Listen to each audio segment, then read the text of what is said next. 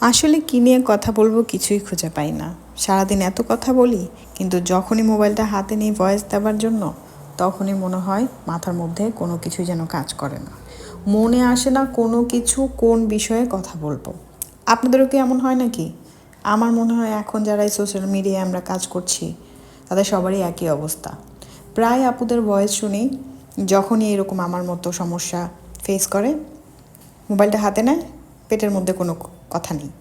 যাই হোক, এইটুকু কথা বলতে বলতে দেখতেই পারলেন আমি সুন্দরভাবে চিকেনটার হাড় গোড় যেগুলো জমিয়ে রাখি। অনেক সময় মাংস খাওয়া শেষে না এই পার্টগুলো কেউ খেতে চায় না। তা আমি কি করি জানেন? এই পার্টগুলো সব কিছু একসাথে রেখে দিই, যাতে একদিন হাবিজাবি করে চালিয়ে দিতে পারি। ভালোই লাগে কিন্তু আমার। আপনারাও পারলে এটা করতে পারেন। এই যে অনিয়ন কেটে নিচ্ছি, আর এর মধ্যে আপনারা নিশ্চয়ই দেখে নিয়েছেন যে মুরগির যে গলার একটা রগ থাকে, আমাদের যে আগে আমরা মা চাচিদেরকে দেখতাম এটা এই ঝাড়ুর কাঠি দিয়ে খুঁচিয়ে খুঁচিয়ে বের করতো। এটা আমি এখনও করি। আপনারা কি করেন নাকি? করলে কিন্তু জানাবেন। এটা কি খেলে কি সমস্যা না সমস্যা এত কিছু জানি না, দেখতে দেখতে বড় হয়েছি, তাই এখন আমিও করি। সব কিছু পরিষ্কার টরিষ্কার করে চলে এলাম চুলাতে, বসিয়ে দিলাম রান্না।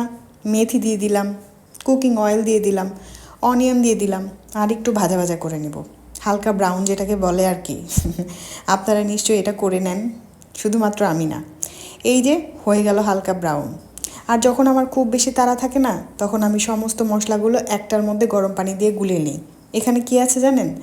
আদা পেস্ট, রসুন পেস্ট, হলুদ গুঁড়া, মরিচের গুঁড়া, সাথে আমি লবণটাও এখানেই দিয়ে দিয়েছি।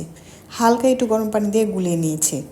একটুখানি ভিজিয়ে রাখলে বাটা মশলা আছে না, গ্রামের বাড়িতে বাটা মশলা দিয়ে যে রান্না করে, ঠিক সেরকম লাগে। রান্নাটাও আমার মনে হয় ভালোই হয়। এখন ভালোভাবে আমি এটাকে মিশিয়ে নিব। আপনারাও নিশ্চয়ই তাই করেন, আমি জানি। রান্নার প্রসেস তো একই। প্রথম যখন বিয়ে হলো, রান্না করতে পারতাম না, খুব ভয় পেতাম। কোনটা আগে দিব কোনটা পরে দিব আর কোনটার পরিমাণ কি মাথায় ঢুকতো না, যেমন বীজগণিতের পাটিগণিতের মতো। আস্তে আস্তে দেখলাম সবই তো ইজি। করতে আইডিয়া হয়ে যায়। এর মধ্যে আমি চিকেন দিয়ে সুন্দরভাবে মিক্সড করে নিয়েছি, হালকা একটু কষিয়ে নিয়েছি। কষানোর পরে এই টমেটো কেচাপ আর আপনি যদি একটু ইয়োগার্ট দিয়ে দেন, হাতের কাছে থাকে যদি একটু মিল্ক দিয়ে দেন, টেস্টটা কিন্তু একদম ডিফারেন্ট। নর্মাল যে কারি আছে না, তার থেকে একটু ডিফারেন্ট হবে।